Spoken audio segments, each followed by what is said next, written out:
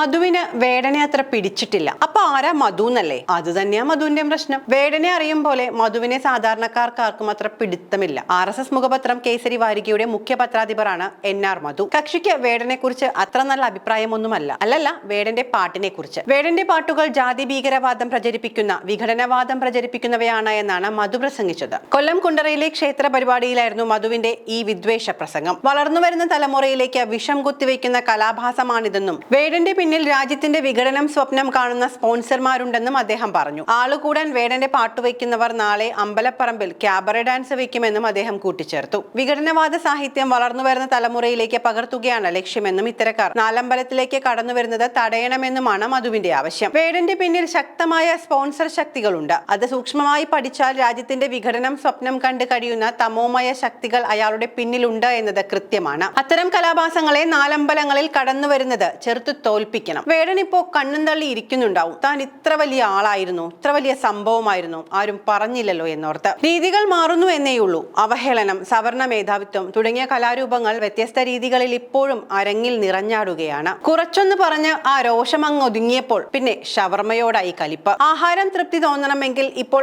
Arabian food കഴിക്കണമെന്നാണ് പ്രസംഗത്തിൽ പറഞ്ഞ മറ്റൊരു കാര്യം. ഷവർമ കഴിച്ച് മരിച്ചവരെല്ലാം വർമ്മമാരാണെന്നും ഷവർമയെന്നാൽ ശവവർമ്മയാണെന്നും അതിൽ ആയിഷയും മുഹമ്മദും തോമസും ഇല്ലെന്നും അദ്ദേഹം ചൂണ്ടിക്കാട്ടി. കരിഞ്ഞ മാംസത്തിന്റെ ഗന്ധമാണ് നമ്മുടെ തെരുവുകളിൽ. ശ്മശാനത്തിൽ കൂടി കടന്നു പോകുന്ന പ്രതീതിയാണെന്നും മധു പറയുന്നു. പാതിരാത്രി ഭക്ഷണം കഴിക്കുന്നവരാണ് ഇപ്പോൾ കേരളത്തിലുള്ളതെന്നും കരിഞ്ഞ മാംസത്തിന്റെ തീക്ഷ്ണമായ ഗന്ധം നാസാദ്വാരങ്ങളിൽ തുളച്ചു കയറുകയാണ് എന്നുമാണ് NR മധുവിന്റെ വിശേഷണം. വൈകുന്നേരങ്ങളിൽ കേരളത്തിലെ തെരുവുകളിൽ നടക്കുന്നത് ശ്മശാനങ്ങളിൽ നടക്കുന്നത് പോലെയാണ്. ആക്രാന്തം മൂത്ത പണ്ടാരമടങ്ങാൻ ഇത് പോയി തിന്ന് ചാവുന്നവന്റെ പേര് ഹിന്ദുവെന്നാണ്. ചുരുക്കി പറഞ്ഞാൽ ആകെ മൊത്തം കലിപ്പിലാണ്. പറഞ്ഞൊന്ന് തീർന്നപ്പോൾ ഒരല്പം ആശ്വാസം കിട്ടിയിട്ടുണ്ടാകും. ഈശ്വര സമാധാനം.